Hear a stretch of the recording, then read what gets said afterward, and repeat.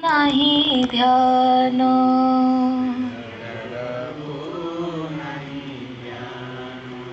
चारिआडु बंधा होइछि संसार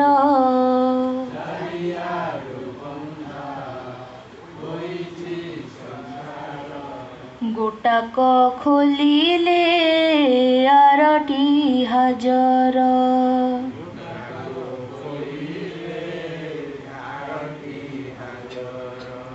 किए एठी देव मुक्ति सुआद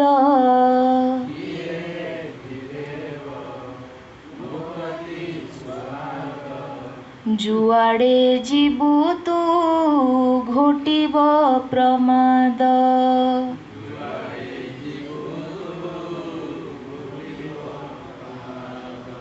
तृप्तिर प्रसाद पाइबु कहूँ तू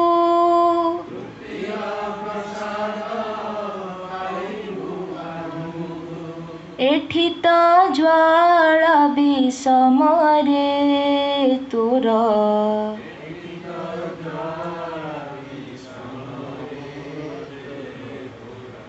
से आड़कू नाही ध्यान नाही ध्यान तू मानस सरोवर हंस रे तोर से आड़कू नाही ध्यान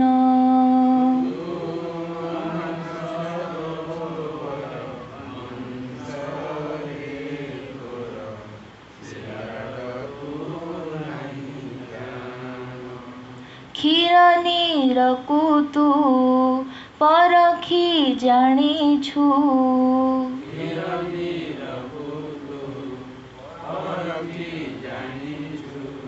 शिव सब भेद बारी पारुछु तू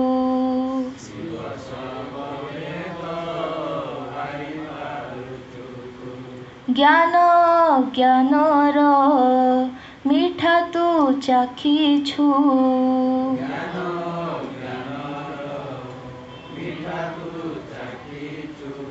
नित्य अनित्यर गुमर भेदिछु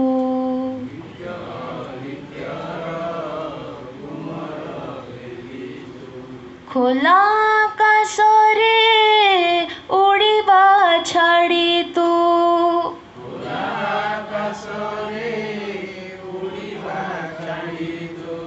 बसना होई मौन रे तोर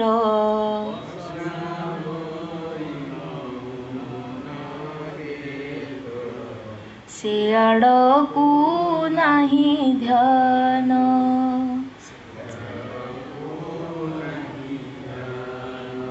तू मानस सरोवर हंस रे तोर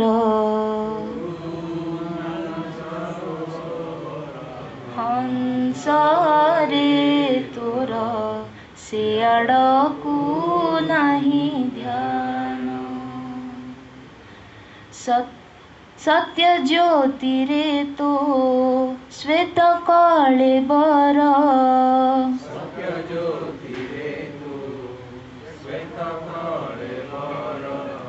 जेतिकी पवित्र सेतिकी सुंदर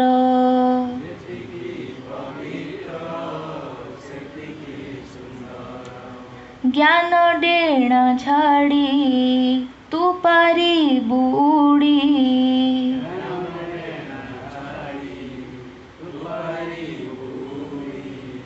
अज्ञान पंकरे किया जाऊ बुड़ी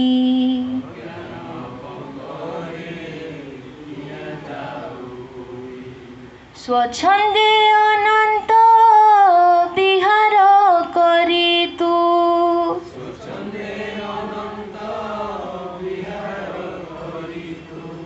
सहजे नेबु विश्राम रे तोर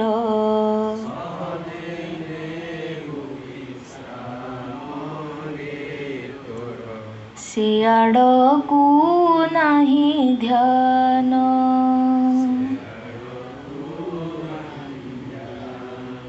तू मानस सरोवर हंस रे तोर हंस रे तोर सियाड़कू नहीं ध्यान केउ भ्रांति तते कलहत सिरी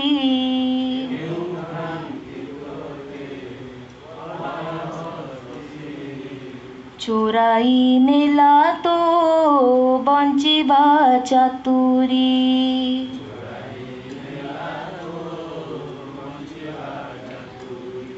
वृथा प्रलापरे कटाउछु दिन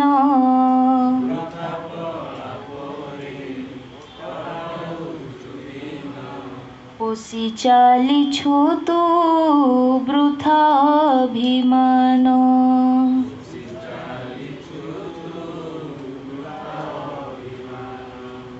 ये नुहे तोरा निज परिचय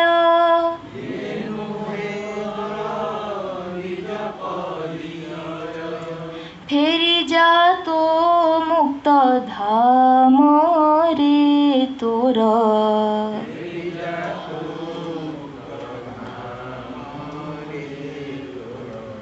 सियाड़कू नहीं ध्यान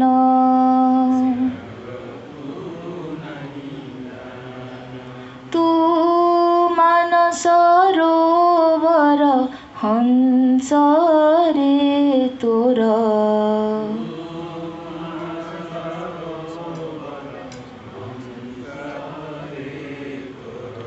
सियाड़कू नहीं ध्यान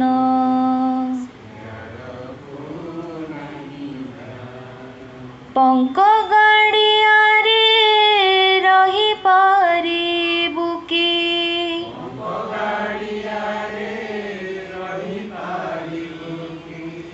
से नुहे तो निज स्थान रे तोर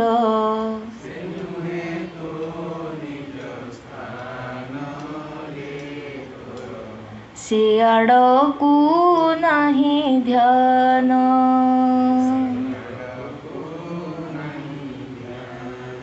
तू मानस सरोवर हंस रे तोर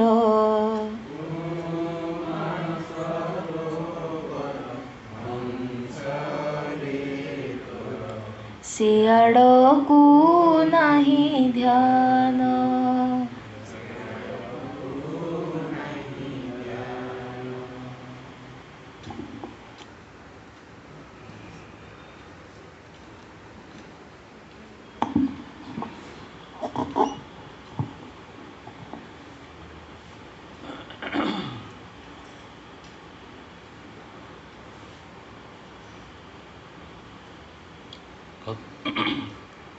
पूर्व सत्संग रे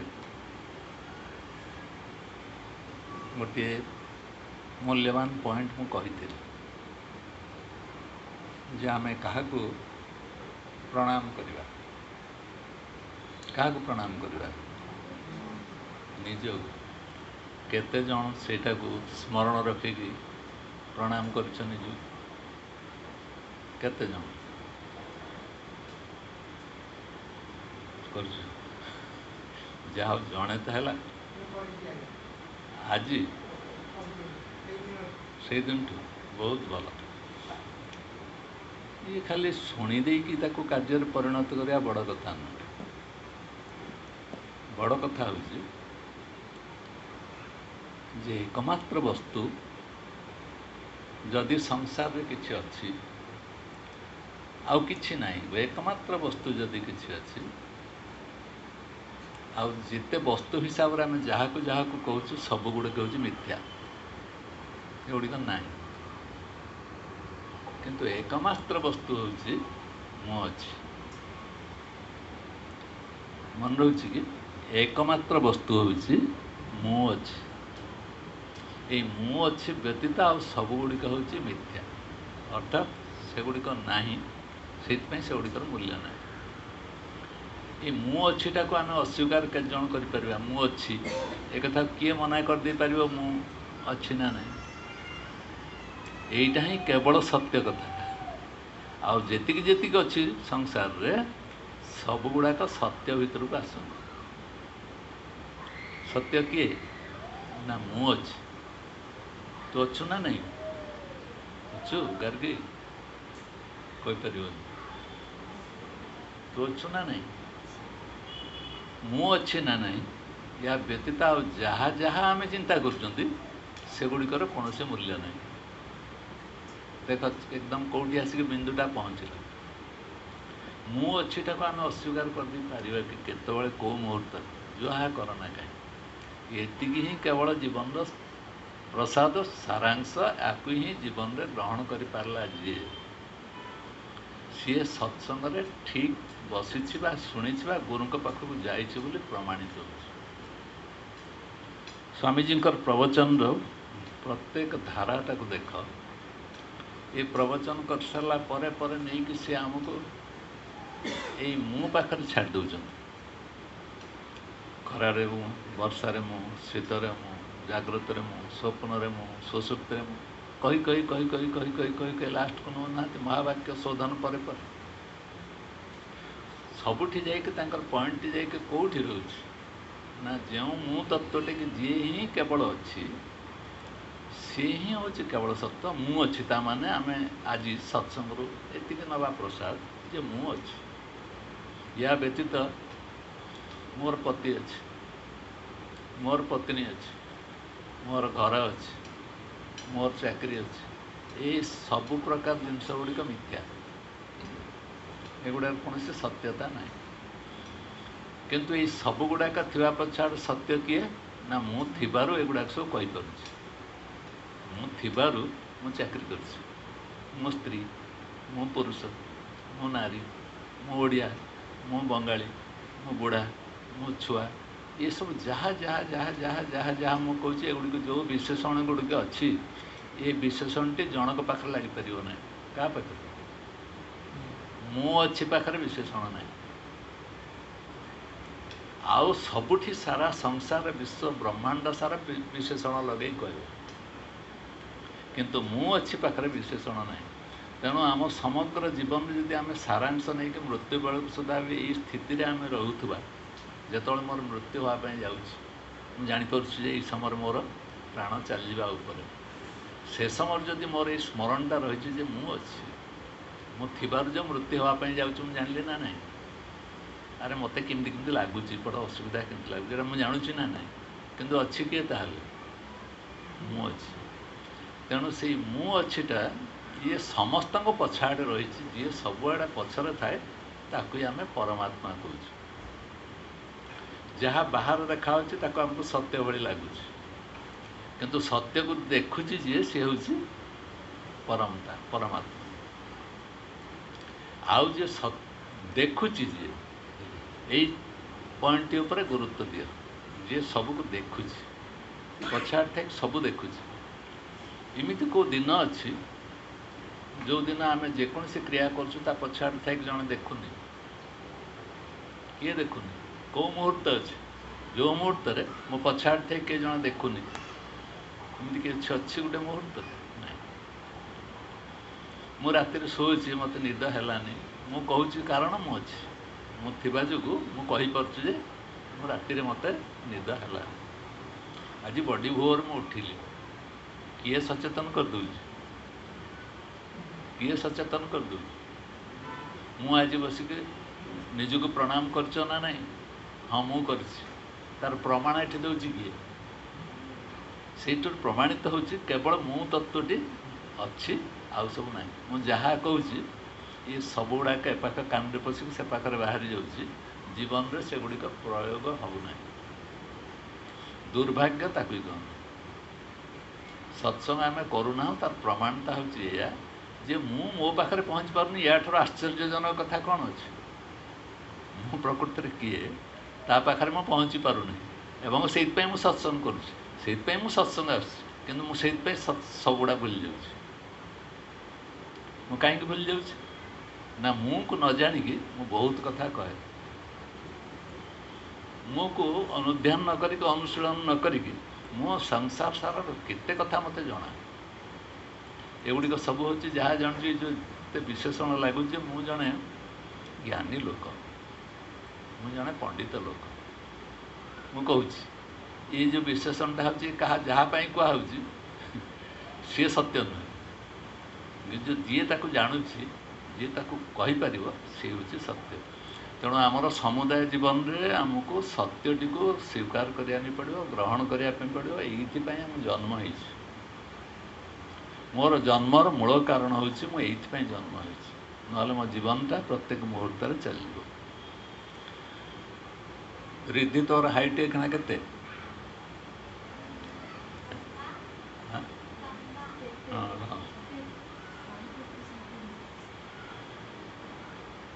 ତାର ଉଚ୍ଚତା କେତେ? ତାର ହାଇଟ୍ କେତେ? ତୋର ହାଇଟ୍ କେତେ?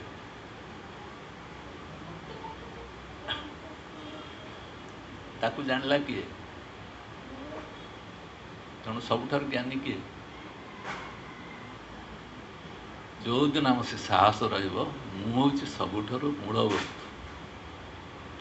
ଏଇ ସାହସ ଟିକକ ଆମର ନାହିଁ କାହିଁକି ନା ଆମେ ସଂସାରକୁ ଜନ୍ମ ନେଇ ସାରିଲା ପରେ ପରେ ଏଇସବୁ ଯେଉଁ ବିକୃତି ଗୁଡ଼ା ଆସି ପହଞ୍ଚିଯାଇଛି, ଯେଉଁ ଶିକ୍ଷା, ଯେଉଁ ବ୍ୟବସ୍ଥା, ଯେଉଁ ତା ଭିତରୁ ଆମେ ଛାଡ଼ି ଦେଇଛୁ କାହାକୁ? ଆଉ ସବୁ ଗୁଡ଼ାକ ଗ୍ରହଣ କରୁଛୁ, କିନ୍ତୁ ଛାଡ଼ି ଦେଇଛୁ ନିଜକୁ। ୟାଠାରୁ ଘୋର ଦୁର୍ଗତି ମହାପାପ ଆଉ ଜଗତର ନାହିଁ। ଆମେ ଛାଡ଼ିଛୁ କାହାକୁ? ନା ମୁଁକୁ ଛାଡ଼ିଛୁ, ଧରିଛୁ କାହାକୁ? ଯେଉଁଗୁଡ଼ିକ ବିଶେଷଣ ଯେଉଁଗୁଡ଼ାକ ନାହିଁ ସେଇଗୁଡ଼ାକ ଆମେ ଧରିକି ବସିଛୁ।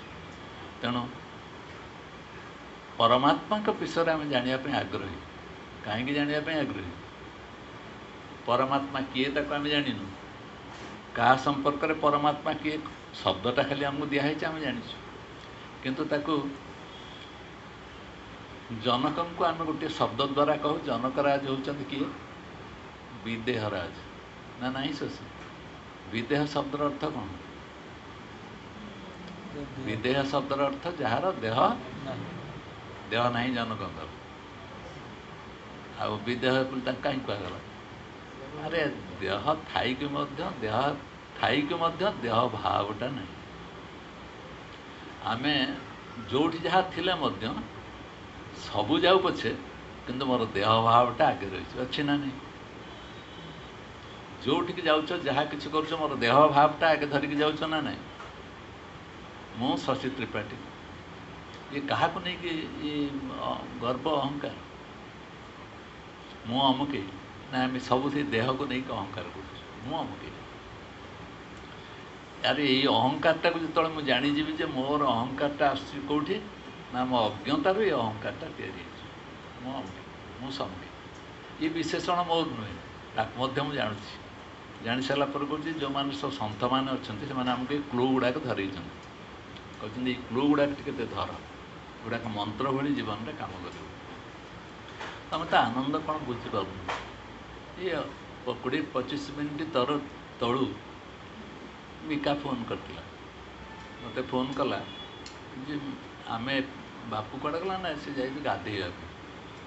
ଏବେ ଏଇ 20-25 ମିନିଟ୍ ବୋଲେ ଗାଧେଇନୁ ନା? ସେ ଗାଧେଇନି, ମୁଁ ଗାଧେଇନି, ଆମେ ଗାଧେଇନୁ। ଗାଧେଇନ କାହିଁକି? ନା ଆମେ ସକାଳୁ NDSର କାମରେ ଲାଗୁ ଏବେ ସରିଲା ଗୁରୁ ପୂଜା। ଏବେ ଗୁରୁ ପୂଜା ସରିଲା ଯେ ସେଗୁଡ଼ାକ ସବୁ ତିଆରି କରୁ ଖାଇବା ପାଇଁ ବେଳ ନାହିଁ କି ଗାଧେଇବା ପାଇଁ ବେଳ ନାହିଁ। ସେଗୁଡ଼ାକ କାମରେ ଆମେ ମାତି ଯାଇଥିଲୁ। ୟା ପରେ ପୁଣି ପିଲାମାନେ ଆସିବେ, ତାଙ୍କୁ ଦେଇଛି ଦ୍ୱିତୀୟ ଅଧ୍ୟାୟର 11 ଶ୍ଲୋକରୁ ଶେଷ ପର୍ଯ୍ୟନ୍ତ ମୁଖସ୍ଥ କରିକି ଯିଏ ଆସିବ ସ୍ୱାମୀଜୀ ତାକୁ ଘୋଷଣା କରିଛନ୍ତି ତାକୁ ନୂଆ ପ୍ୟାଣ୍ଟ ସାର୍ଟ ଦିଆଯିବ। ତେଣୁ ନୂଆ ପ୍ୟାଣ୍ଟ ସାର୍ଟ ଲୋଭରେ ପିଲା ତାଙ୍କର ସବୁ 11ରୁ ଶ୍ଲୋକରୁ ଘୋଷି ପକାଇବେ ଶେଷ ପର୍ଯ୍ୟନ୍ତ। ଯେତେଟା ଶ୍ଲୋକ ଅଛି ସବୁ ଘୋଷି ଦେବେ। ସ୍ୱାମୀଜୀ କହୁଛନ୍ତି ଯଦି ଏଇଟା ଘୋଷି ଦେଲା ଜଣେ ତୁମକୁ ଏଇ ପୁରସ୍କାର ସବୁ ଦିଆଯିବ। ଆର୍ଥର କଥା ତୁମକୁ ଲଡ଼ୁ ସବୁଦିନ ଦେବି, ତା ପାଇଁ ସବୁ ପ୍ୟାକେଟ୍ ତିଆରି ହେଇକି ଗଲା ଏଠୁ। ସେ ପ୍ୟାକେଟ୍ରେ ଲଡ଼ୁ ଦିଆଯିବ। କ'ଣ ଖାଲି ଦେଇଥିଲେ ହେଇଥାନ୍ତା ନା? ତାଙ୍କ ପ୍ୟାକେଟ୍ରେ ଦିଆଯିବ।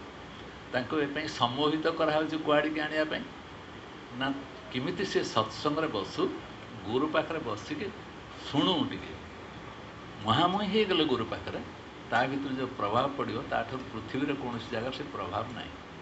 ମୁହାଁମୁହିଁ ଏକଦମ ସ୍ପଷ୍ଟ ଦେଖାଦେଖି। ମୁଁ ଯିଏ ବସିଛି ଯିଏ ମୋ ଆଗରେ ଯିଏ ବସିଛି ସେ ମୋ ଠାରୁ କସ୍ମିନ୍ କାଳ ଭିନ୍ନ ନୁହେଁ।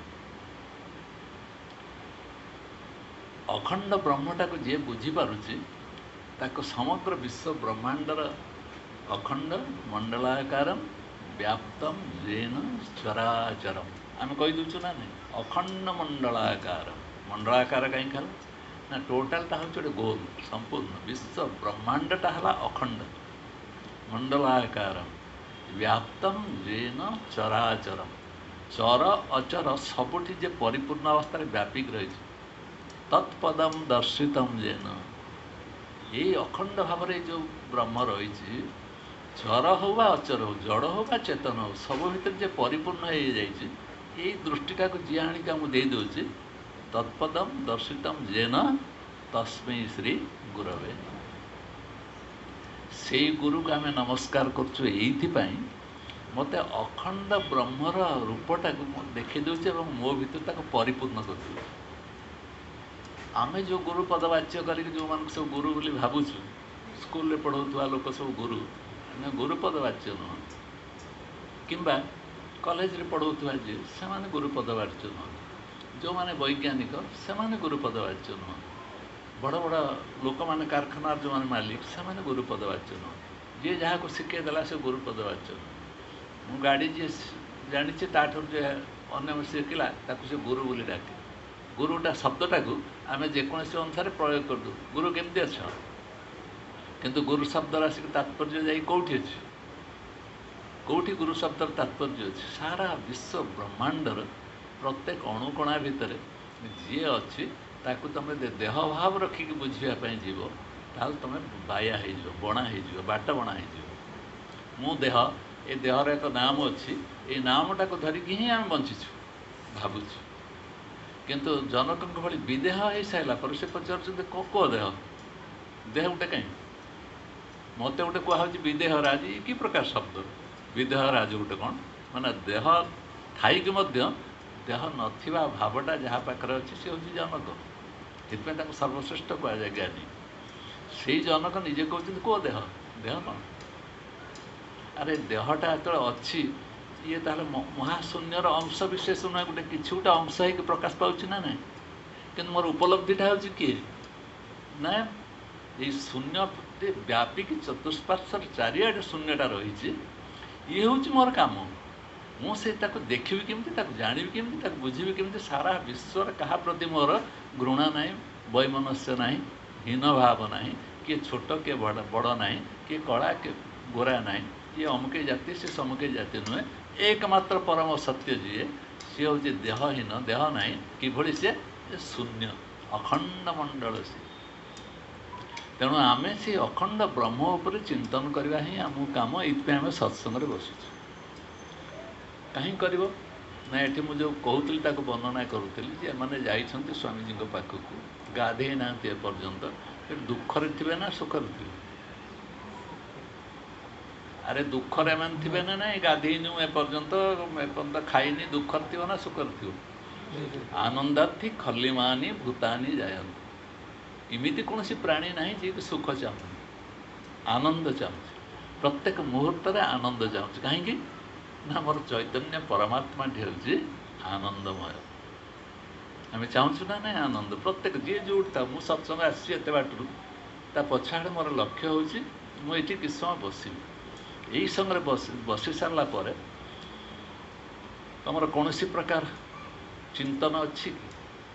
ମୁଁ ଘରେ ଏହା ଛାଡ଼ି ଦେଇକି ଆସିଛି, ଏଇଟା ଥିଲା, ମୁଁ ପିଲାକୁ ଟ୍ୟୁସନ୍ କରିବି, ଅଛି ଚିନ୍ତା?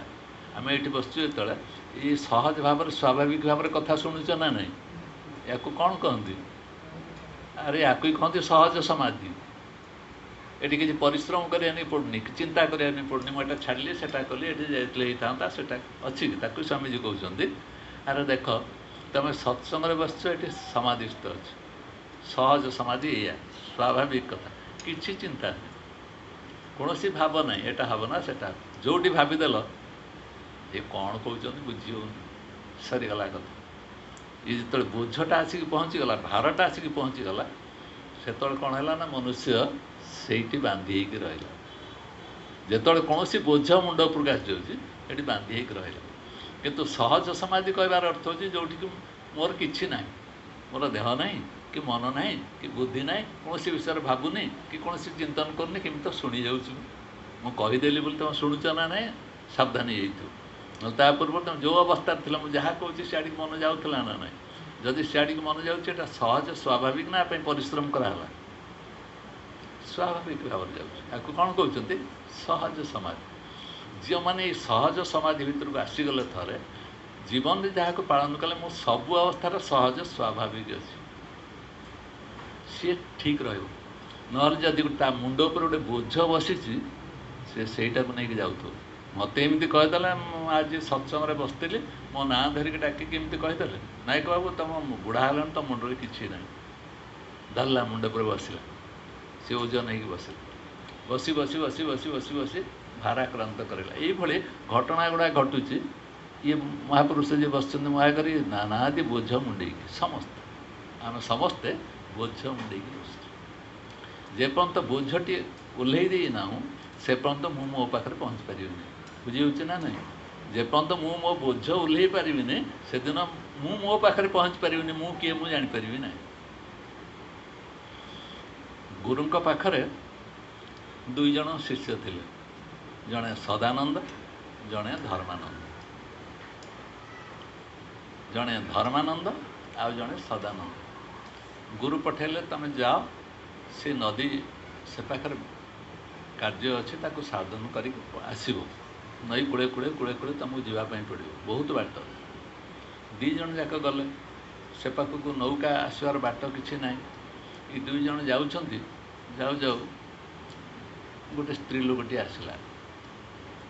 ଆସି କହିଲା, ମୁଁ କ'ଣ କରିବି, ଡଙ୍ଗା ନାହିଁ, ମୋତେ ଆର ପାଖକୁ ଯିବା ପାଇଁ ପଡ଼ିବ, କାରଣ ମୋ ମା ରୋଗରେ ପଡ଼ିଛି। ଆଉ ଆମ ଗାଁ ହେଉଛି ସେ ପାଖରେ, ମୋ ମାମୁଁ ଘର ହେଉଛି ନଦୀ ଆର ପାଖରେ, ନୌକା ଆସିବା ପାଇଁ ବାଟ ନାହିଁ, କେମିତି କ'ଣ କରି ମୁଁ ଯିବି। ସେଠୁ ଧର୍ମାନନ୍ଦ କହିଲା, ତୁମେ ଯଦି କିଛି ଖରାପ ନ ଭାବିବ ମୋ କାନ୍ଧରେ ବସ, ମୁଁ ତୁମକୁ ଆର ପାଖରେ ନେଇକି ଛାଡ଼ିଦେବି। କହିଲା, ହଉ ଠିକ୍ ଅଛି। ସେ ସ୍ତ୍ରୀ ଲୋକ ତାର ଯିବା ପାଇଁ ପଡ଼ିବ, ତା ମା ଦେହ ଖରାପ ଅଛି ଏବଂ ନଈ ଯିବା ପାଇଁ ଡଙ୍ଗା ନାହିଁ, କେମିତି ଯିବ? ତେଣୁ ସେ କହିଲା, ମୁଁ ବସିଛି। ଇଏ ବସିଲା, ଇଏ ତା ଗୋଡ଼କୁ ଧରିଲା, ପଡ଼ିଯିବ କ'ଣ କରିବ ବୋଲି ତା ଗୋଡ଼କୁ ଧରିଲା। ଇଏ ସଦାନନ୍ଦ ତାକୁ ଦେଖୁଛି, କହିଲା, ଦେଖ ଆମକୁ ଗୁରୁ କହିଛନ୍ତି ସ୍ତ୍ରୀ ଲୋକମାନଙ୍କୁ ସ୍ପର୍ଶ କରିବ ନାହିଁ, ତାଙ୍କୁ ଛୁଇଁବ ନାହିଁ। ଇଏ ଧର୍ମାନନ୍ଦ ଗୁରୁଙ୍କୁ ମୋଟେ ମାନୁନାହିଁ, ଗୁରୁଙ୍କ ପ୍ରତି ଆର ମୋଟେ ଶ୍ରଦ୍ଧା ନାହିଁ, ସମ୍ମାନ ବି ନାହିଁ। ଏହା କହିକି ସେ ମନେ ମନେ ସେ ଭାବୁଛି। ଇଏ କିନ୍ତୁ ଗଲା, ତାକୁ କାନ୍ଧରେ ବସେଇ ନେଇକି ନଈ ଆରପାରି କରିଦେଲା। ଗଲା ପରେ ନିଜେ ଗାଧୁଆ ପାଧୁଆ ସାରିକି ଆସିଲା। ଯିଏ ଗୋଟେ ଝିଅକୁ ନେଇକି ଆର ପାଖକୁ ଛାଡ଼ିଲା, ଏଇଟା ତା ମନ ଭିତରେ ନାହିଁ, ସେ ପଳେଇ ଆସିଲା। ଇଏ ସଦାନନ୍ଦ କ'ଣ କଲା, ସେ କଥା ଭାବୁଛି। ଆସିକି ତା ଗୁରୁଙ୍କ ପାଖରେ ପହଞ୍ଚିଲା। ପହଞ୍ଚି କହିଲା, ଗୁରୁଦେବ, ଆପଣ ଗୋଟେ କଥା କହିଥାନ୍ତି। ଏଦିନ ଗୋଟେ କ'ଣ ସଭା ଥିଲା, ଗୁରୁ ତାଙ୍କର ବ୍ୟସ୍ତ ଥିଲେ। ଇଏ ତାଙ୍କୁ ଚୁପ୍ କରି କହିଲା, ଆଜ୍ଞା ମୋତେ ବହୁତ ଖରାପ ଲାଗିଲା, ଆପଣ ମନା କରିଥିବା ଜିନିଷଟା ଯାଇକି ଧର୍ମାନନ୍ଦ କଲା। ଗୋଟେ ଝିଅ ପିଲାଟାକୁ କାନ୍ଧରେ ବସେଇକି ଆରପାରିକି ନେଇକି ଗଲା, ଏଇଟା ଗୋଟେ କ'ଣ ଠିକ୍ କଥା? ଗୁରୁ ଆଉ କିଛି କହିଲେନି, ସେ ତାଙ୍କର ଅନ୍ୟମନସ୍କ ରହିଲେ। ତାପରେ ପରେ ଦେଖିଲା ଗୁରୁ ଆଉ କିଛି ଶୁଣୁନାହାନ୍ତି, କହିଲା, ଆଜ୍ଞା ସେ ଝିଅଟି ସାଧାରଣ ନଥିଲା, ଅତି ସୁନ୍ଦରୀ ଥିଲା। ଏବଂ ଖାଲି ସୁନ୍ଦରୀ ନୁହେଁ, ତାପରେ ପୁଣି ଗୋଟେ ସୁଯୋଗ ପାଇଲା, କହିଲା, ଡଉଲ ଡାଉଲ ସୁନ୍ଦର। ସେ ଭାରି ଦେଖିବା ପାଇଁ ଭାରି ସୁନ୍ଦର, ଡଉଲ ଡାଉଲ ଭାରି ସୁନ୍ଦର ଦେଖିବା ପାଇଁ। ଇଏ କହିଲା, ଦେଖିଲା ଗୁରୁ କିଛି କହୁନାହାନ୍ତି। ସେ ଗୁରୁ ଯାଇକି ତାଙ୍କର ବସିଲା ବେଳକୁ କହିଲେ, ଯାଉନ ଶୋଇବ ଯା। ସେ ଧର୍ମାନନ୍ଦ ତ ଯାଇକି ନିଘୋଡ଼ ନିଦରେ ଘୁଙ୍ଗୁଡ଼ି ମାରୁଛି, ତୁ ଯାଉନୁ ଶୋଇପଡ଼ିବୁ ଟିକେ, ମୁଁ ଏବେ ଶୋଇବା ପାଇଁ ଯିବି।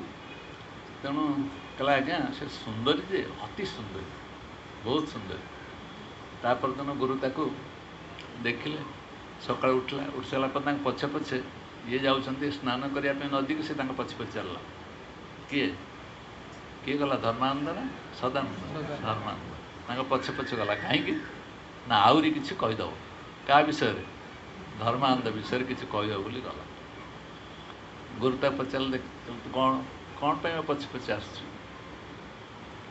तू गोटे काम कर से डौल डाउल बोझटा को तो मुंडर ओल्लई दे ये पचारा कौन डौल डाइल ना तू सीटा को ओल्लई दे तो मुंडर ये डौल डाउल सुंदरी अति सुंदरी भारी मनोलोभा ये जो शब्द गुड़ा सब कौन सब ओल्लई दे तो मुंडर ओल्लई दे कहीं ना जी ताको कांधरे टेकिक नहीं गला से मुहूर्त पर 5 मिनट कि 10 मिनट नहीं नदी आर पार करदेला तू तो काली ठार बसिक आज पर्यंत से तो मुंड उपर से झील बसची ना नहीं बोझटा बसची ना नहीं तो मुंड उपर तेणु से बोझ को तो बही बही बही बही चलचु कालठू आज पर्यंत खाली एतिक नुहे जेत तोर मन पड़ जाऊ नई आम जाइलु 2 जन आउ से युवती आसला तू ता पाख रही तेणु प्रत्येक मनुष्य भितर जो जो विचार गुड़ाक सब ना कि मु मो भितर जदि अच्छी संदेह ताले मु जहाँ को देखले ताको संदेह करी मो मन भितर जदि अच्छी खल प्रकृति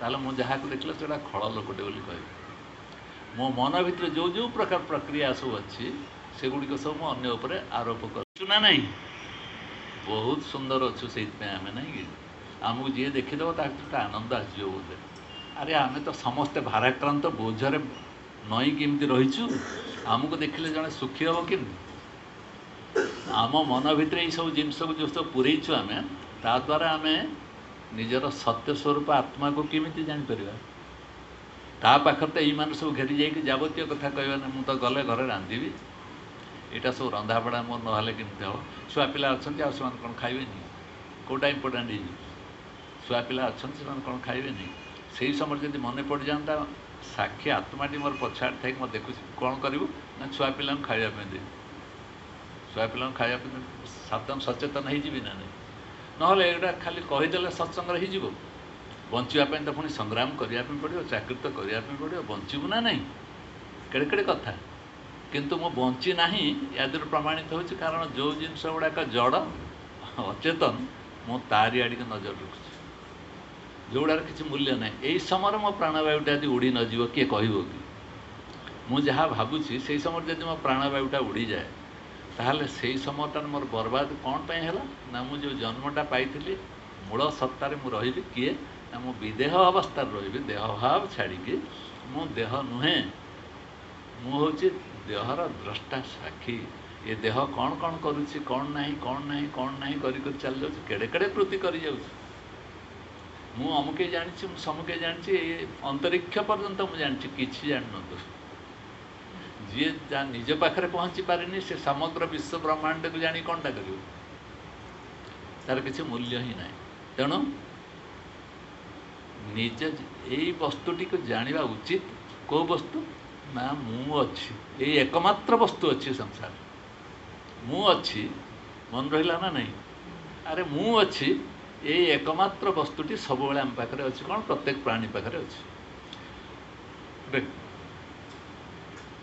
कुकुरटा कल देखुच टीवी रे ये मुहटा जाकिक धरिकी सी गाँ गाँ गाँ गाँ गाँ गाँ गाँ गाँ हो लोकटा मुहटा जाकिक धरची यही समय सियाड़ गोटे गाईटे आसला गाईर तो कुकुर सागर संपर्क किसी ना कि देखला लोकटा नौ कांदुची ये आसिक से मनीषटा को घुसला मनीषटा को जमी घुसला ये छाड़देला छाड़देला कुकुरटार पलैगला ना से पर्यंत नहीं खुशी लगुला केमती ना से कें कें हो किंतु गाईटी जहाँ पाखे ये आम भावुँ तार बुद्धि अच्छी ना विचार अच्छी ना कौन अच्छे कौन मनुष्य भाई विचार कर देखा विचार ता पाखे भावटा को देख सी चैतन्य परमात्मा ये भावटा ता भीतर पशु हेले ता भीतर प्रकाशित हो जाए यही समय जनक जंत्रणार रक्षा करवा उचित से सी भाविनी किसी प्रवृत्ति ऑटोमेटिकली नहीं आसिक से काम कर रकम आमर प्रवृत्ति रहार कथा कि ये गोटे दुखरे अच्छी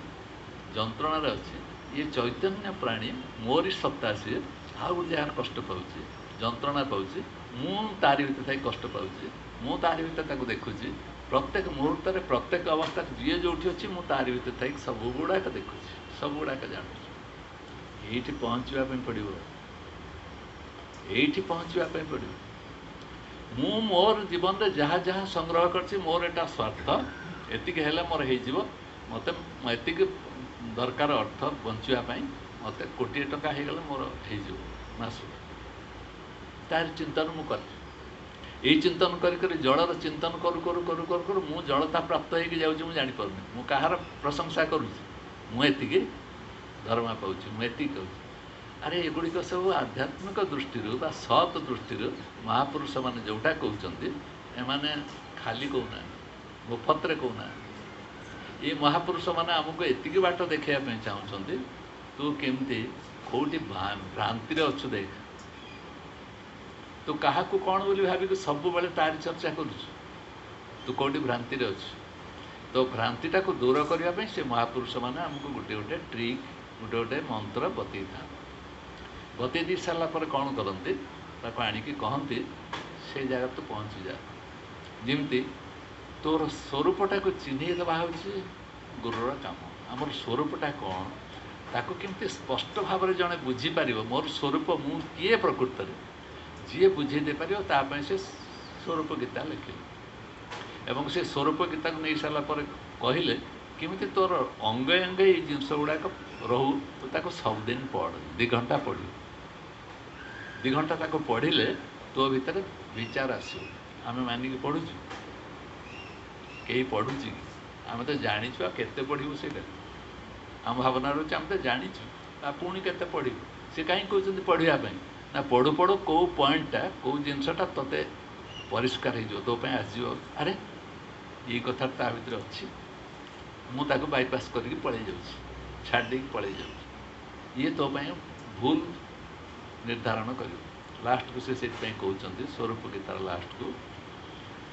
जे मुझे जो जिनसटा कहली तुमको तम प्रति मोर प्रेम भाव थिबा जो गोटे प्राणीर जंत्रणा को आउ जड़े प्राणी बुझिला जमती सेटा कुकुर हो बा जी हो तार प्राणीर जंत्रणा को आउ जड़े बुझी कहीं से ता भीतर अंगांगी भाव से जंत्रणा को मो भीतर जमी आसूँ मुझे जापर उदाहरणटा बुझीपार ना ना गाईटा आ जनकर जंत्रणा को 100 ରୁ 100 भाग ता निज भीतर नहीं जाऊँ से भाई गुरु आम भीतर थिबा अज्ञानता को 100 ରୁ 100 भाग को बुझिकी एटा केते अज्ञानी माने यांकर जीवनटा कुआडे जाउछि कौन हम एम आखियाकर देखुं अनवरत ये निष्ठार रहीकि ज्ञान दान ज्ञान दान ज्ञान दान ज्ञान दान कर सारापर से मुझे सर्वोच्च सुख पाऊँगी एमाने से कणिकाए सुख क्या दे पाना से कहते सी हूँ मोर प्रिय किए प्रिय ना जी ये वचनटा को गुरु को भल पाइकी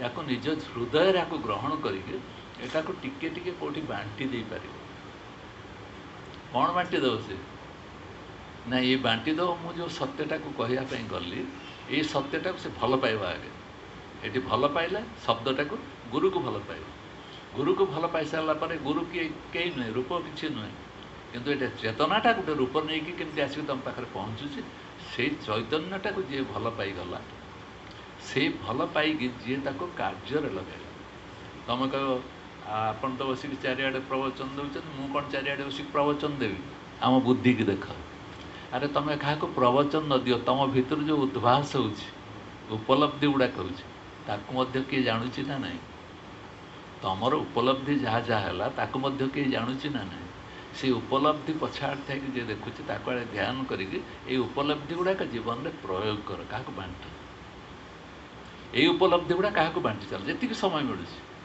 सबु कर्म भितर उपलब्धिटा जोड़ा जोड़ा मत है किछि बांटी दियो जत जो सुविधा हो बांटी देला बुझी जे तू हूँ मोर आत्मस्वरूप से कहते ये स्वरूप गीतार लास्ट को धाटा को जब ध्यान सहित जड़े देख ये कौन कहते जो पुरुष मुझ में परम प्रेम करके इस परम रहस्य युक्त स्वरूप गीता शास्त्र को नियमित अभ्यास करेगा वे अशिक्षित जिज्ञासु को प्रेम से श्रवण कराएगा जो मैंने ये सब विषय ज्ञान नहीं से जदि या प्रेम और सहकार दिए जाए या जाणीगला मत के हालुका के सुंदर लगुच जदि मु सुंदर हो गली या जान सारापर बुझीगली ताले समस्त को मो बाणी जदि के प्रकाश पाए ताले या छड़ा अन्य कथा कह कहीं जदि यही कथाटी मते अन्य जनक आनंदित दउछि आनंदित करुछि ताहले मोर बाणीटा जदि तुमको आनंदित करुछि तो मनर सब संशय को दूर कर दे पारुछि भ्रांति दूर कर पारुछि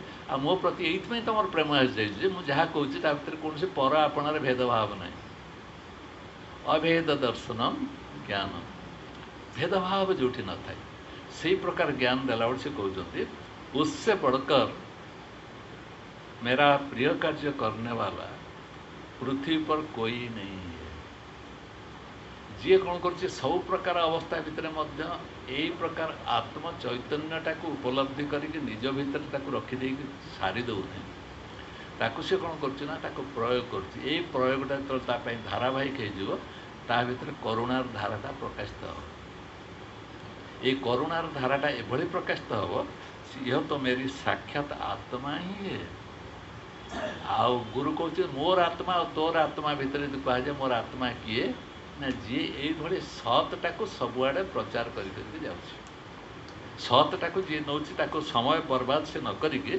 सत्यर प्रचार कर से जाऊँ तेणु ये भवानी शंकर शंकरौ वंदे श्रद्धा विश्वास रूपिणो याभ्याम बिना न पश्यन्ति सिद्धा स्वांत ईश्वरम एटा से कहते रामचरित मानस ये अंशरा नहीं मैं श्रद्धा विश्वास रूपी भवानी शंकर जगत गुरुदेव को कोटि कोटि प्रणाम करता करती हूँ जिन्होंने ब्रह्मा विष्णु एवं शंकर भगवान के साकार रूप को धारण किया है जिसकी कृपा के बिना कोई सिद्ध पुरुष भी अपने हृदय में स्थित आत्मा रूप परमात्मा का साक्षात्कार नहीं कर सकता है ये कौन करागला ना प्रथमे मंगलाचरण करागला ये गुरु कौन कला ना पार्वती वंदे शिव को वर्णना कौन कर बहिर दरकार कौन थी ना मोर असली उद्देश्य मोर चैतन्य सत्ताटी चाहूँगी प्राणीर मंगल तेणु ताको वंदना करुच्ची क्या ना परम सत्य जी अच्छा पार्वती शिव भली तांको मु वंदना करुच्ची ये वंदना करने संगे आम चित्तवृत्तिटा से सियाड़े नहीं जाऊँ तोर मंगल आगे तोर निजर मंगल तू वंदना कर कहार वंदना करू ना परम सत्य जे तार से कहीकि नहीं नहीं नहीं नहीं जाऊँच जामको पहुँचाऊँ कौटी निज पाखे जे मु अच्छी यहाँ ही हूँ एकमात्र सत्य निसर्गानंद दत्त जो अच्छा बम्बे सन्थ जे मरीगले केवे उक्ति हूँ कौन उक्ति तांकर जे मु अच्छी यही हूँ सद्वस्तु केवल आउ संसार कौन सी जिनस जानवर आवश्यकता ना तेणु से कहुँ तुम सारा संसार सबुठ श्रेष्ठ ऐश्वर्यटा केतले प्रकाश पाए संपर्कटा तुम केतले स्थापित हुए ना जिते तुम भितर हसटे झरी पड़े जहाँ को देखला बेलू तुम मुहर हस टे प्रथम आसीगला ताल तुम शांति पाए शांति आरंभ हो जहाँ को देखु देखु मत हस टे मो मुहर खेलीगला आ मुह को गोटे कौन बोली कौन करके आम बसी जमी सतैक मोर 160 के खाई सब आम सेमती गोटे गंभीर एक से मनीष भितर शांतिर लक्षण ना तार निजर प्रमाण हूँ कौन ना तार हस हूँ तार प्रमाण से कौन कर हस मध्यम कौन करने चाहे ना हस मध्यम ही से परिचय दूसरी मुझे आनंदमय जनक सागर जन संपर्कित स्थापित हो हसरू आरंभ नहला ताकू महापुरुष मान अनुभव कर सारा कहते हस केड़े बड़ अस्त्रटे देख हसी हसी जनक सागर व्यवहार किए करें ना जी सिया और मो भितर पार्थक्य नहीं बुझे छुआ और मो भितर किसी पार्थक्य नहीं जी छोट पिला थिला जाऊँगी बुढ़ा हाँवाई मु बुढ़ा अच्छी जाऊँगी छोट पिला हाँवाई एरकम चक्र भाया घूरने पड़े जी थिला जीव यही चक्रटा तो अनादि काल चलती गुरु देखिपे ये चक्र तो देख के भयानक ये बुझीपारे तार सारा जीवन ये चक्र भाई घूरी चलो अटके देवा नहीं पड़ो ये चक्रटा को अटके दियो आउ जमती एटा न हो यही आवागमन यही गतिटा को जमती न हो आवागमनटा बंद हम गुरु से प्रयोग कर तार अस्त्र तू हूँ द्रष्टा साक्षी कौन कह गुरु तू हूँ द्रष्टा साक्षी यही मंत्र पाखे तो पहुँचे दिज्व से ते पहुँचे देला पर तू निजक बुझीजु धीरे धीरे एटा निज जीवन में भिजेवा दरकार प्रयोग करवा दरकार मु द्रष्टा साक्षी भाव केमती अच्छी ना ना जेकोसी घटना जहाँ किसी घटना कहीं ମୁଁ ସେଇ ସ୍ଥିତିରେ ପହଞ୍ଚି ପାରୁଛି ନା ନାହିଁ। ଯଦି ପହଞ୍ଚି ପାରୁନି ମୋର ସମସ୍ତ ସତ୍ସଙ୍ଗ ବ୍ୟର୍ଥ। ସେଥିପାଇଁ ସେ କହୁଛନ୍ତି ଜୀବ ବ୍ରହ୍ମୈବ ନା ପର। ଜୀବ ବ୍ରହ୍ମ ଭିତରେ ଭେଦ ନାହିଁ। ଜୀବ କେଉଁଠି ଆସିବ, ବ୍ରହ୍ମ କେଉଁଠି ଆସିବ, ଏ ଦୁଇ ଜଣ ଯାକ ଭେଦ ନାହିଁ, ପ୍ରଭେଦ କିଛି ନାହିଁ। କାହିଁକି? ଏକମାତ୍ର ସତ୍ୟ ଅଛି। ସେଇ ବ୍ରହ୍ମ ଭାବରେ ଆମେ କହୁଛୁ, ସେଇ ଜୀବ ଭାବରେ କହୁଛୁ। ଦୁଇଟା କେଉଁଠୁ ଆସିଲା? ଦୁଇ ଯେଉଁଠି ସମୂଳେ ନଷ୍ଟ ହେଇଯିବ। ଦୁଇ ଭାବ କୌଣସି ମତେ ଆସିବନି। ଦେଖୁନ ପରୀକ୍ଷା କରି ଭାସ୍କର, ତମ ଗ୍ୟାରେଜରେ କେତେ ଜଣ ଲୋକ ଅଛନ୍ତି? ଏ ଛୋଟିଆ ପ୍ରଶ୍ନ, କେତେ ଜଣ ଲୋକ ଅଛନ୍ତି? 4-5 ଜଣ ଅଛନ୍ତି ସାଂସାରିକ ଦୃଷ୍ଟିରୁ, କିନ୍ତୁ 4-5 ଜଣ ନା ଜଣେ? ଆତ୍ମଦୃଷ୍ଟିରୁ ଦୃଷ୍ଟି ଫୃଷ୍ଟି ନାହିଁ। ତାହା ହିଁ ଏକମାତ୍ର ଦୃଷ୍ଟି। ଯେ ଯେଉଁ ଚୈତନ୍ୟ ଦ୍ୱାରା ମୋ ପାଖରେ ଏତେ ଜଣ ଅଛନ୍ତି ବୋଲି, ସେଇ ଚୈତନ୍ୟ ଦ୍ୱାରା ସିଏ ବୁଝୁଛି ଯେ ଆମେ ଏତେ ଜଣ ଏଠି ଅଛୁ। ଚୈତନ୍ୟ ହିଁ ତାକୁ ବୁଝେଇ ଦେଉଛି। କିଏ ଜଡ଼ ବୁଝେଇ ଦେଉଛି? ଜଡ଼ର ବୁଝେଇବାର କ୍ଷମତା ନାହିଁ। ତେଣୁ ଆମ ଦୃଷ୍ଟିରେ ଯାହା ସାଙ୍ଗରେ ଆମେ କାମ କରୁଛୁ ମଧ୍ୟ ତା ଭିତରେ ମଧ୍ୟ ଆମେ ଲକ୍ଷ୍ୟ କରିବା କିଏ ନା ଏଠି ଚୈତନ୍ୟ ଆତ୍ମାର ପ୍ରକାଶଟା ହେଉଛି। ଦେଖ, ଧୀରେ ଧୀରେ ଅଭ୍ୟାସ କର। ଗୋଟେ ଯନ୍ତ୍ର ସାଙ୍ଗରେ ଖେଳୁଛୁ, ଗୋଟେ ହାରମୋନିୟମ ବଜାଉଛୁ, ଗୋଟେ କିଛି ମ୍ୟୁଜିକ୍ ଗାଉଛୁ, ତା ଭିତରେ ମଧ୍ୟ ଦେଖ ଯନ୍ତ୍ର ଭିତରେ ମଧ୍ୟ ଚୈତନ୍ୟ ସତ୍ତାର ପ୍ରକାଶ ହେଉଛି। ଗୋଟେ ଗୋଡ଼ିଟା ଜଣେ ଫିଙ୍ଗିଲା, ଆଉ ଜଣଙ୍କ ଦେହରେ ବାଜିଲା, ତାକୁ କଷ୍ଟ ହେଉଛି। ସେ ଗୋଡ଼ି ଫିଙ୍ଗିବା ଭିତରେ ମଧ୍ୟ ତୁମେ ଦେଖ ଯେ ଚେତନାଟା କେମିତି ରୂପ ଧରିକି, ଗୋଡ଼ିର ରୂପ ଧରିକି ଯାଇ ଯାଇ ଯାଇ ଯାଇ କାଜ। ଏଇଭଳି ଭାବରେ ନିଜକୁ ବିସ୍ତାରିତ କର, ବ୍ୟାପକ କର, ବିରାଟ କର। ନହେଲେ ମନୁଷ୍ୟ ଏକ କ୍ଷୁଦ୍ର ପ୍ରାଣୀ ହେଇକି, ନଗଣ୍ୟ ପ୍ରାଣୀ ହେଇକି ଗୋଟେ ଜଡ଼ ଭଳିଆ ଅବସ୍ଥା ରହିଯିବ। ଉପନିଷଦ ମାନେ, ଋଷିମାନେ ଏ କଥା ଆମକୁ ବାରମ୍ବାର ବାରମ୍ବାର ସୂଚେଇ ଦେଇଛନ୍ତି ଯେ ତମେ ସବୁ ଭିତରେ ତାକୁ ଦେଖ। ଈଶାବାସ୍ୟମ୍ ମିଦಂ ସର୍ବମ୍ ଯତ୍କିଞ୍ଚି ଜଗତ୍ୟାହା ଜଗତ, ଜଗତ ଅଜଗତ ତେନ ତିକ୍ତେନ ଭୁଞ୍ଜିତା ମା ବୃଦ୍ଧା କସ୍ୟସ୍ତମ ଧନ। ୟାକୁ ଦେଖ, ଜଗତ ଜଡ଼ ହଉ ବା ଚେତନ ହଉ, ଯେଉଁଠି ଯାହା ଯାହା ଯାହା ଅବସ୍ଥାରେ ଅଛି, ସବୁ ଭିତରେ ହିଁ ମୁଁ ଏକମାତ୍ର ସତ୍ତା ଅଛି। ୟାକୁ ଦେଖିପାର। ତାକୁ ଜଡ଼ ବୋଲି କହିଦେଇକି ଅଲଗା କରନି, ସେ ପଶୁପକ୍ଷୀ ବୋଲି କହିଦେଇକି ଅଲଗା କରନି, ସେ ହୀନ ନାରୀମାନେ ହୀନ, ଇଏ ପୁରୁଷମାନେ ଘୃଣ୍ୟ, ଇଏ ହେଉଛି ବିକଳାଙ୍ଗ, ଇଏ ହେଉଛି ଅମୁକେ। ଏହି ପ୍ରକାର ଦୁଇର ଭାବ କସ୍ମିନ୍ କାଳେ ନ ଆସୁ। ସବୁବେଳେ କ'ଣ ଆସୁ? ତେନ ତିକ୍ତେନ ଭୁଞ୍ଜିତା। ୟାକୁ ତ୍ୟାଗ ପୂର୍ବକ ଭୋଗ କର। ଏଇ ଯେଉଁ ଜିନିଷ ବେକାରିଆ ଜିନିଷ ଅଲଗା ଅଲଗା କରିକି ଆମେ ଭାବୁଛୁ, ତାକୁ ତ୍ୟାଗ ପୂର୍ବକ ଭୋଗ କର। ବୁଝିଗଲେ ଯେ ଆମେ ସବୁ ଭିତରେ ସମାନ ଅଛି ସତ୍ୟ, ମୁଁ ଭୋଗ କଲି ନା ନାହିଁ।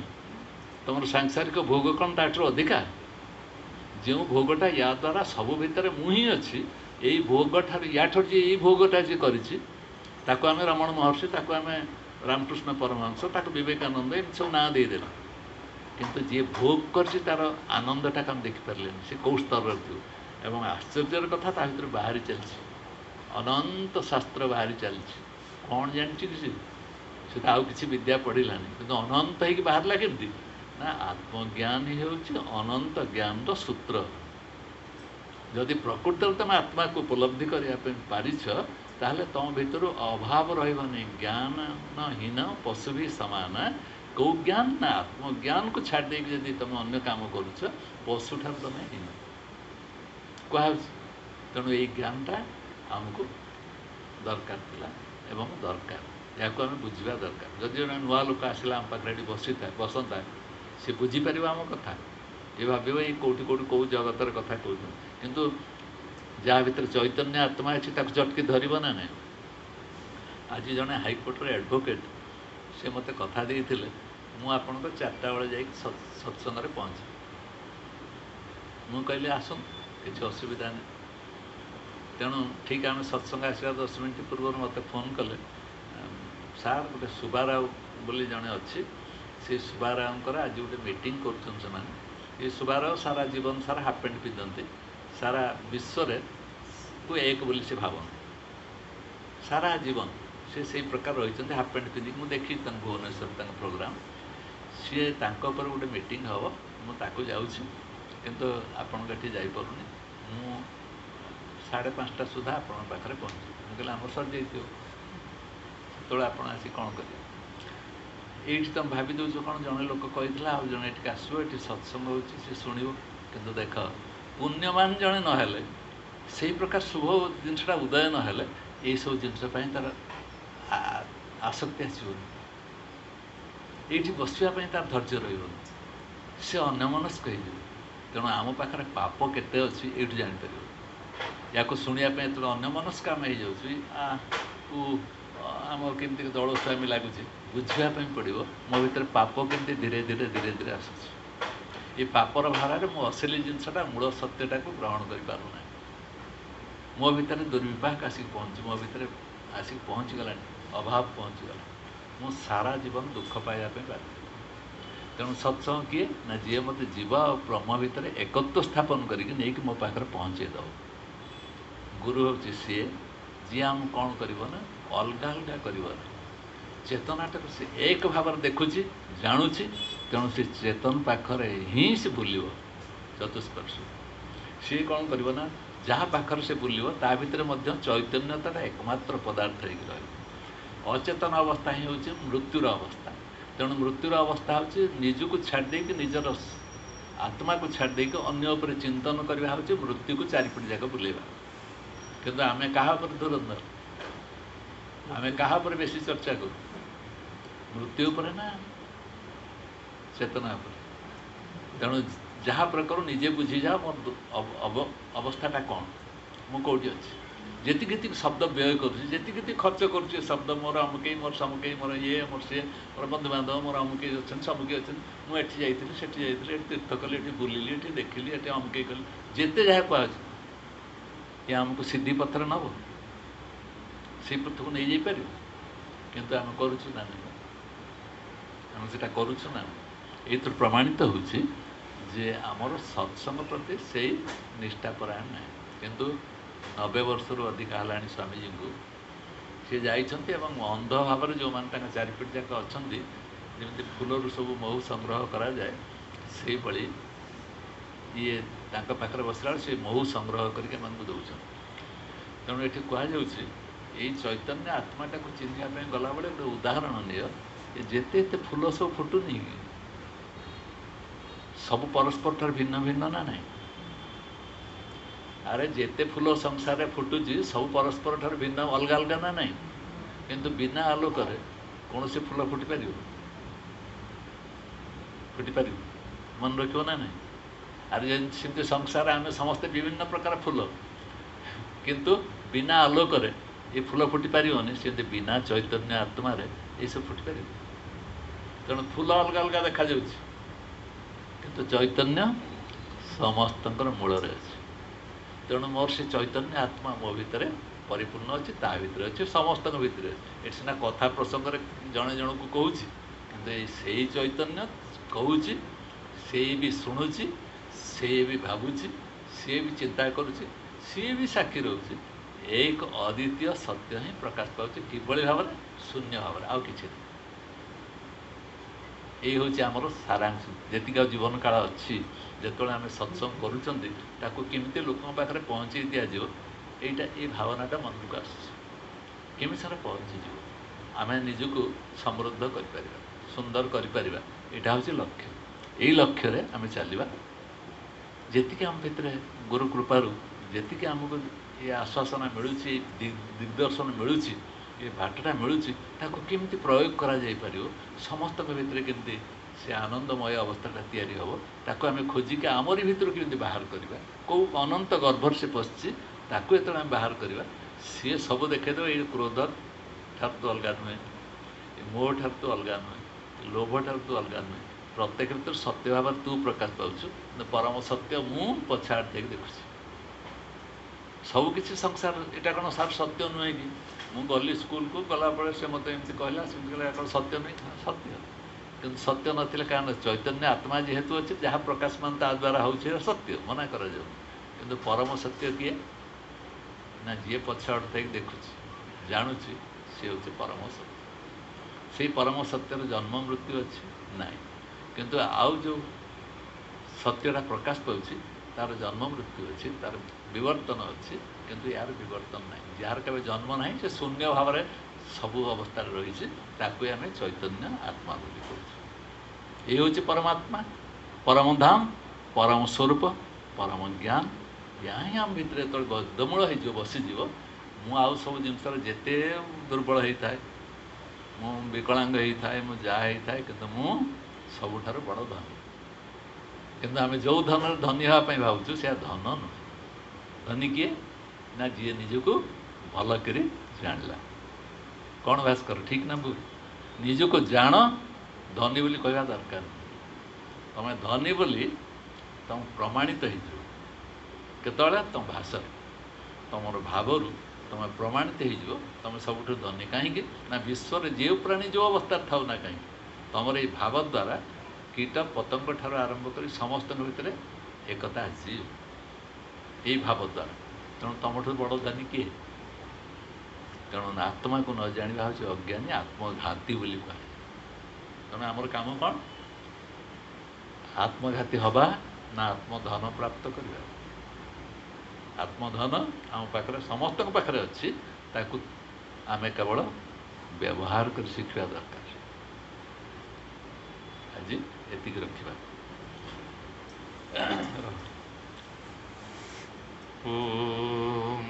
नाश है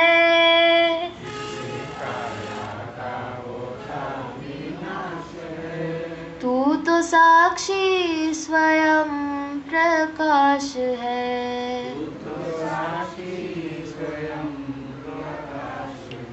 इस काया का होता विनाश है।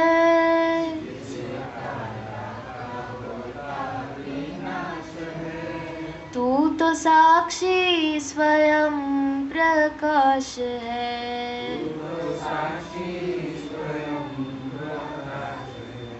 पंचभूतों का तन विस्तारा,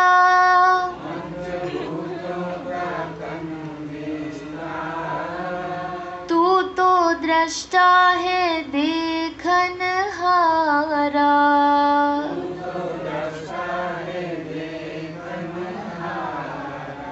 पंचभूतों का तन विस्तारा,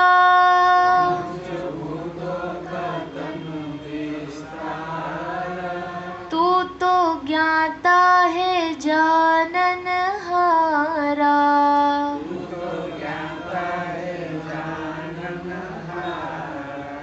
तेरा कण कण में रहता निवास है।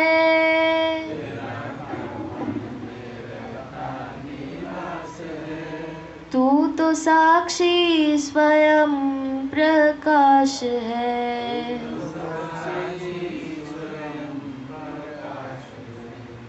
जैसे गहनों में सोना ही पाया,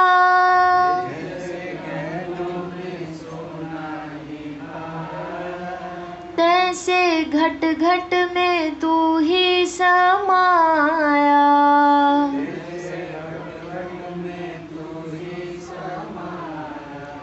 जैसे गागर में मिट्टी ही पाया,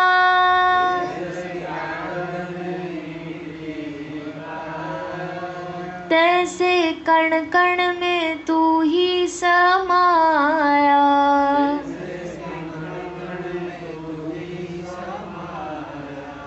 जग तेरा ही लीला विलास है।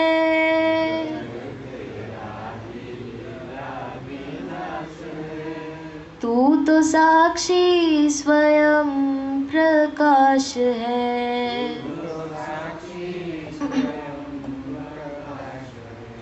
जाग जल्दी ये सपने की माया,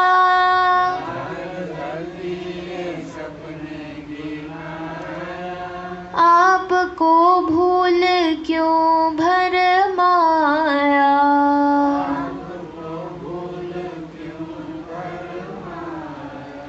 जाग जल्दी ये सपने की माया,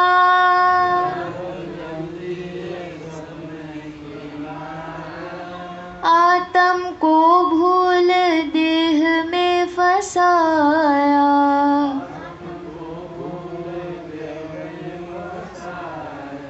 स्वामी हो के बना क्यों दास रे।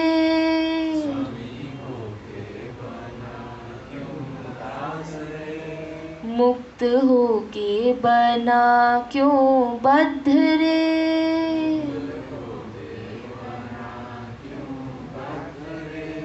ब्रह्म होके बना क्यों जीव रे।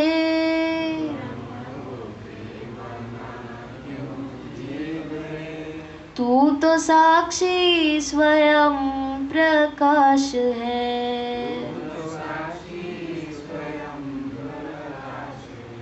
भूल तेरी है तू ही मिटा दे।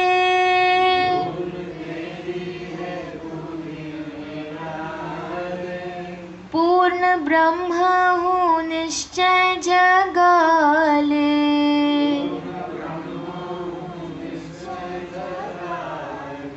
भूल तेरी है तू ही मिटा दे।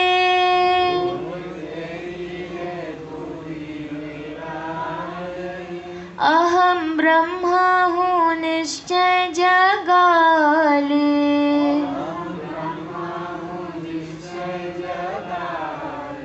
मिटे जन्म मरण की त्रास है।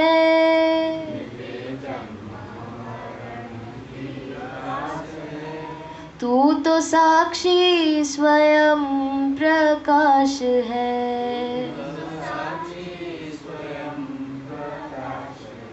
इस काया का होता विनाश है। तू तो साक्षी स्वयं प्रकाश है।